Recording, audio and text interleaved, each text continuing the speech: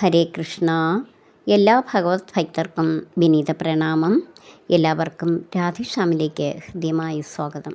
2026 August മാസം 26-ാം തീയതി തിങ്കളാഴ്ചയാണ് പുത്രത ഏകാദശി വരുന്നത്.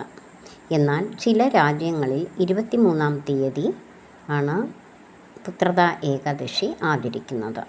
23-ാം തീയതി ഏതൊക്കെ രാജ്യങ്ങളിലാണ് ഏകാദശി വരുന്നതെന്ന് ഞാൻ പറയുന്നതാണ്. ഈ ഏകാദശി പുത്രത ഏകാദശി, പവിത്രോപന ഏകാദശി, പവിത്രത ഏകാദശി എന്നിങ്ങനെ പല പേരുകളിലാണ് അറിയപ്പെടുന്നത്. എന്നാലും ഇതിൻ്റെ പേര് പോലെ തന്നെ ഈ ഏകാദശി മക്കളില്ലാത്ത ദമ്പതികൾ ഒരുമിച്ച് ഈ ഏകാദശി അനുഷ്ഠിക്കുകയാണെങ്കിൽ അവർക്ക് സത്സന്താന ഭാഗ്യം ലഭിക്കുന്നതാണ്. ഈ ഏകാദശി ശ്രാവണ മാസത്തിലെ ശുക്ലപക്ഷ ഏകാദശിയാണ്. അനേകം വ്രതങ്ങൾ നമ്മൾ എടുക്കാറുണ്ട്. അതെല്ലാം തന്നെ നമ്മൾ ഈ ഭൂമിയിൽ ജീവിക്കുമ്പോൾ സകല സൗഭാഗ്യത്തോടെയും സമ്പൽ സമൃദ്ധിയുടെയും ജീവിക്കുവാനാണ്. എന്നാൽ ഏകാദശി വ്രതങ്ങളിൽ വെച്ച് ഏറ്റവും ശ്രേഷ്ഠമാണ്.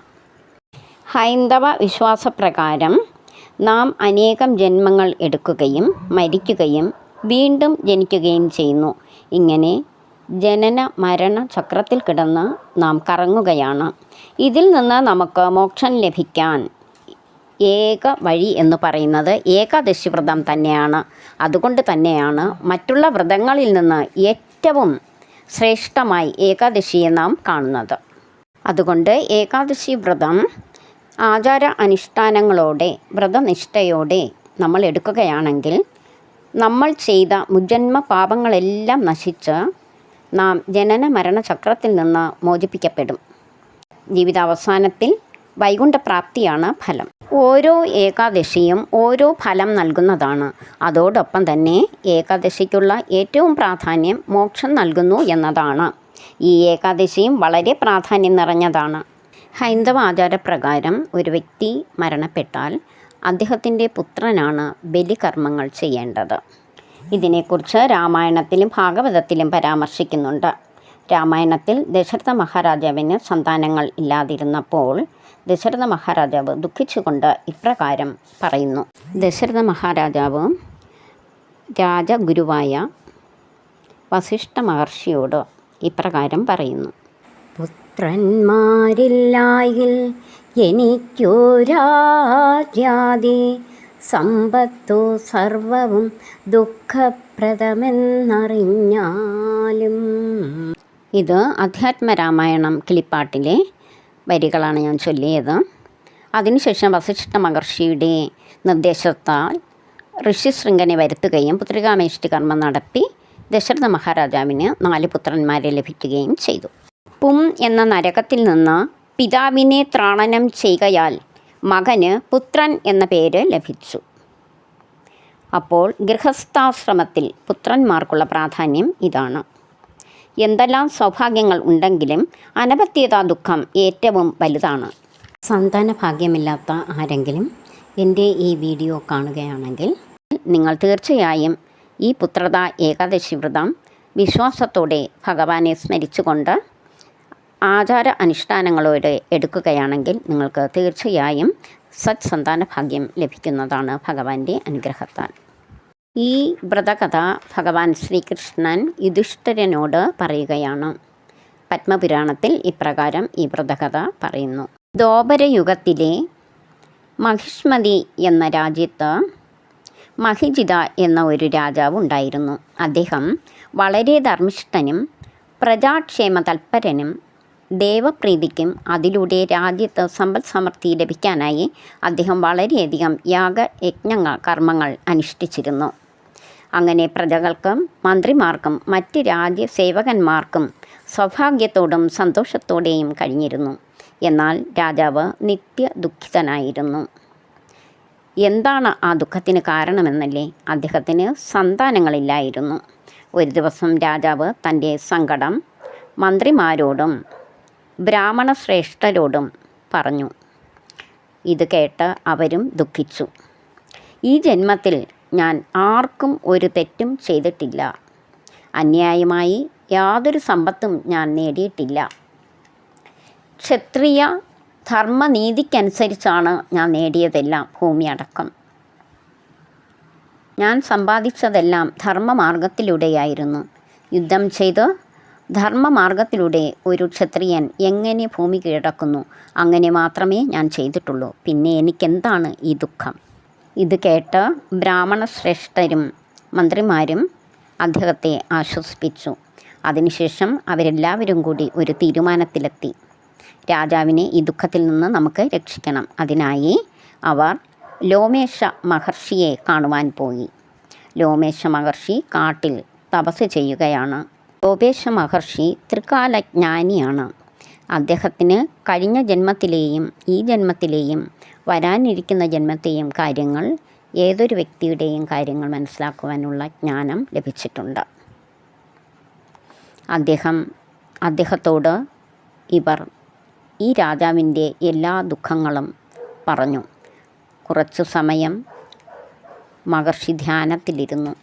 അതിനുശേഷം ഇപ്രകാരം പറഞ്ഞു: എനിക്കെല്ലാം മനസ്സിലാകുന്നുണ്ട്. ഈ രാജാവ് ഇപ്പോൾ ഈ ജന്മത്തിൽ യാതൊരു കുറ്റവും ചെയ്തിട്ടില്ല. എന്നാൽ കഴിഞ്ഞ ജന്മത്തിലെ ഒരു ദുഷ്പ്രവൃത്തിയാണ് ഈ സന്താനഭാഗ്യം ഇല്ലാത്തതിന് കാരണം. അതായത് അദ്ദേഹം കഴിഞ്ഞ ജന്മത്തിൽ കഷ്ടപ്പാടുകൾ അനുഭവിച്ചിരുന്ന ഒരു വ്യാപാരിയായിരുന്നു. അദ്ദേഹം തൻ്റെ വ്യാപാരത്തിനായി അടുത്ത ഗ്രാമത്തിൽ പോകുന്ന വഴിക്ക് വളരെയധികം ദാഹം തോന്നി. അങ്ങനെ ഒരു നദിക്കരയിലെത്തി. ഒരു ഉച്ച സമയമായിരുന്നു അത്. അന്നേ ദിവസം ജ്യേഷ്ഠമാസത്തിലെ ശുക്ലപക്ഷ ദ്വാദശി ദിവസമായിരുന്നു. പുത്രന്മാരില്ലായിൽ എനിക്കൊരാദ്യാദി സമ്പത്തോ സർവവും ദുഃഖപ്രദമെന്നറിഞ്ഞാലും. അതായത് അദ്ദേഹം കഴിഞ്ഞ ജന്മത്തിൽ കഷ്ടപ്പാടുകൾ അനുഭവിച്ചിരുന്ന ഒരു വ്യാപാരിയായിരുന്നു. അദ്ദേഹം തൻ്റെ വ്യാപാരത്തിനായി അടുത്ത ഗ്രാമത്തിൽ പോകുന്ന വഴിക്ക് വളരെയധികം ദാഹം തോന്നി. അങ്ങനെ ഒരു നദിക്കരയിലെത്തി. ഒരു ഉച്ച സമയമായിരുന്നു അത്. അന്നേ ദിവസം ജ്യേഷ്ഠമാസത്തിലെ ശുക്ലപക്ഷ ദ്വാദശി ദിവസമായിരുന്നു. അതേ സമയത്ത് തന്നെ ഒരു പശു തൻ്റെ കിടാവുമായി ദാഹജലം കുടിക്കാനായി എത്തിച്ചേർന്നു. ഇത് കണ്ട വ്യാപാരി പശുവിനെയും കിടാവിനെയും വിരട്ടി ഓടിച്ചു. ജലം കുടിക്കാൻ അനുവദിച്ചില്ല. എന്നിട്ട് അദ്ദേഹം ദാഹം തീർത്തു പോയി. ആ ഗോശാപം മൂലം, അതായത് പശു മനസ്സുകൊണ്ട് ശപിച്ചു. ആ ശാപം മൂലമാണ് അദ്ദേഹത്തിന് ഈ ജന്മത്തിൽ സന്താനഭാഗ്യം ഇല്ലാതെ പോയത്. എന്നാൽ ഈ വ്യാപാരി മറ്റ് പുണ്യകർമ്മങ്ങൾ ചെയ്തതുകൊണ്ടാണ് ഈ ജന്മത്തിൽ രാജാവായി ജന്മം ലഭിച്ചത്. ഇതിന് എന്താണ് പരിഹാരമെന്ന് ബ്രാഹ്മണ ശ്രേഷ്ഠർ ആരാഞ്ഞു. അപ്പോൾ ലോമേശ മഹർഷി ഇപ്രകാരം പറഞ്ഞു: ശ്രാവണ മാസത്തിലെ ശുക്ലപക്ഷ ഏകാദശിയായ പുത്രദാ ഏകാദശി രാജാവും രാജ്ഞിയും രാജ്യത്തുള്ള എല്ലാ ജനങ്ങളും അനുഷ്ഠിക്കണം. എങ്കിൽ മാത്രമേ രാജാവിൻ്റെ പാപങ്ങൾ നശിക്കുകയുള്ളൂ. അത് അനുഷ്ഠിച്ചിട്ട്, ആചാരപ്രകാരം അനുഷ്ഠിച്ചതിന് ശേഷം ദ്വാദശിക്ക് പാരണ വീടുക. പാരണ വീട്ടിയിട്ട് മറ്റുള്ള എല്ലാവരും തന്നെ തങ്ങളുടെ പുണ്യം, ഈ വ്രതത്തിൻ്റെ പുണ്യം രാജാവിന് നൽകണം എന്ന് ഭഗവാനോട് യാചിക്കുക, ഭഗവാനോട് അഭ്യർത്ഥിക്കുക. അങ്ങനെ രാജാവിന് സന്താനഭാഗ്യം ലഭിക്കുന്നതാണെന്നും മഹർഷി അവരോട് പറഞ്ഞു. അപ്രകാരം രാജാവും രാജ്ഞിയും രാജ്യത്തുള്ള എല്ലാവരും ഈ പുത്രദാ ഏകാദശി വ്രതം ആചാരാനുഷ്ഠാനങ്ങളോടെ അനുഷ്ഠിക്കുകയും വ്രതത്തിൻ്റെ പുണ്യം രാജാവിനായി സമർപ്പിക്കുവാൻ ഭഗവാനോട് അഭ്യർത്ഥിക്കുകയും ചെയ്തു. അതിൻ്റെ ഫലമായി രാജാവിന് ഒരു പുത്രൻ ജനിച്ചു. ഈ വ്രതകഥ കേൾക്കുന്നത് തന്നെ മഹാപുണ്യമാണ്. ഏകാദശി വ്രതം 3 ദിവസങ്ങളിലായാണ് നമ്മൾ എടുക്കേണ്ടത്. അതായത് ദശമി, ഏകാദശി, ദ്വാദശി. ദശമിക്ക് ഒരിക്കൽ ഊണ്, അതായത് ഉച്ചയ്ക്ക് മാത്രം അരിയാഹാരം കഴിക്കുക. രാവിലെ ബ്രഹ്മമുഹൂർത്തത്തിൽ എണീറ്റ് സ്നാനം ചെയ്തതിന് ശേഷം ഭഗവാന് ദീപം കൊളുത്തി പ്രാർത്ഥിക്കുക. അതിനുശേഷം നമുക്ക് ഗോതമ്പിലുള്ളത് എന്തെങ്കിലും ദശമിക്ക് രാവിലെ കഴിക്കാവുന്നതാണ്. അതിനുശേഷം ഉച്ചയ്ക്ക് അരിയാഹാരം കഴിക്കാം. രാത്രി രാത്രി എന്ന് പറഞ്ഞാൽ രാത്രി ഫ്രൂട്ട്സ് മാത്രം എന്തെങ്കിലും കഴിക്കാം ലൈറ്റായിട്ട്. 5 മണിക്ക് മുമ്പ് തന്നെ ഭക്ഷണം കഴിക്കുന്നത് നിർത്തുക, അതാണ് ഏറ്റവും നല്ലത്.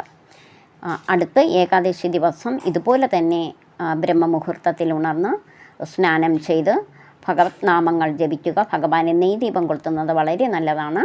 അതിനുശേഷം ഭഗവത് നാമങ്ങൾ ജപിക്കുക. ഭഗവത്ഗീത, നാരായണീയം, ഭാഗവതം, ഹരേ കൃഷ്ണ മഹാമന്ത്രം 108 പ്രാവശ്യം തുളസിയില കൊണ്ട് ജപിച്ച് ഭഗവൻ്റെ പാദങ്ങളിൽ അർപ്പിക്കുന്നത് വളരെ നല്ലതാണ്. ഏകാദശി വ്രതം 3 രീതിയിൽ നമുക്ക് അനുഷ്ഠിക്കാവുന്നതാണ്. 1. നിർജ്ജലമായി, ജലപാനം ഇല്ലാതെ. 2ാമത്തെ രീതി എന്ന് പറയുന്നത് ജലം മാത്രം കുടിച്ചുകൊണ്ട്. 3ാമത്തെ രീതി ചെറിയ രീതിയിൽ, മിതമായ രീതിയിൽ ഏകാദശി ഭക്ഷണങ്ങൾ കഴിച്ചുകൊണ്ട്. ഏകാദശി ഭക്ഷണങ്ങൾ നിങ്ങൾക്കറിയാം: പാല്, പാലുൽപ്പന്നങ്ങൾ, ചൗരി, കപ്പലണ്ടി, പച്ചക്കറികൾ, കിഴങ്ങുവർഗ്ഗങ്ങൾ, ഫ്രൂട്ട്സ് എന്നിവ മിതമായി മാത്രം ഭക്ഷിച്ചുകൊണ്ട് നമുക്ക് ഏകാദശി വ്രതം അനുഷ്ഠിക്കാവുന്നതാണ്. അതുപോലെ തന്നെ വളരെ പ്രധാനമായിട്ട് ശ്രദ്ധിക്കേണ്ടത് അരി, പയറ്, പരിപ്പ്, മൈദ, ഗോതമ്പ് മുതലായ ധാന്യങ്ങൾ യാതൊന്നും തന്നെ ഏകാദശിക്ക് കഴിക്കുവാൻ പാടില്ല. ഏകാദശിക്ക് നമ്മൾ ഉണ്ടാക്കുന്ന പച്ചക്കറി പുഴുക്കിൽ കടുക് വറുത്ത് ഉപയോഗിക്കരുത്. ഏകാദശി വ്രതം അനുഷ്ഠിക്കുന്നവർ എണ്ണ തേച്ച് കുളിക്കുവാൻ പാടില്ല. ചായ, കോഫി എന്നിവ കുടിക്കുവാൻ പാടില്ല. ഉള്ളി, വെളുത്തുള്ളി എന്നിവ ഉപേക്ഷിക്കേണ്ടതാണ്. ചായ, കോഫി നിർത്തുവാൻ സാധിക്കില്ല എന്നുണ്ടെങ്കിൽ പതിയെ അത് ഏകാദശി ദിവസമെങ്കിലും ചായ, കോഫി കുടിക്കാതിരിക്കുക. കൊച്ചുകുട്ടികൾ, രോഗികൾ, വൃദ്ധർ എന്നിവർ ആരും തന്നെ ഏകാദശി വ്രതം അനുഷ്ഠിക്കേണ്ടതില്ല. എന്നാൽ നോൺ വെജ് ഭക്ഷണങ്ങൾ എല്ലാം മാറ്റിവെച്ച് വെജിറ്റേറിയനായി മാത്രം ഭക്ഷണം കഴിച്ച് മിതമായ രീതിയിൽ നമുക്ക് ഏകാദശി വ്രതം അനുഷ്ഠിക്കാവുന്നതാണ്. ഏകാദശി വ്രതത്തിൻ്റെ എല്ലാ പുണ്യവും ഇവർക്കും ലഭിക്കുന്നതാണ്. ഏകാദശിക്കും ദ്വാദശിക്കും തുളസിയിലകൾ പറിക്കരുത്. ഏകാദശി തിഥി ഞാൻ പറയുന്നതിൻ്റെ കാരണം തന്നെ ഇതാണ്. ഏകാദശി തിഥി തുടങ്ങിക്കഴിഞ്ഞാൽ തുളസിയിലകൾ പറിക്കുവാൻ പാടില്ല. വ്രതമായി തുടരണം. ദശമി, ഏകാദശി, ദ്വാദശി 3 ദിവസങ്ങളിലും വെജിറ്റേറിയൻ ഭക്ഷണം കഴിക്കുവാൻ ശ്രദ്ധിക്കേണ്ടതാണ്. ഇനി നമുക്ക് ഹരിവാസരത്തെക്കുറിച്ച് പറയാം.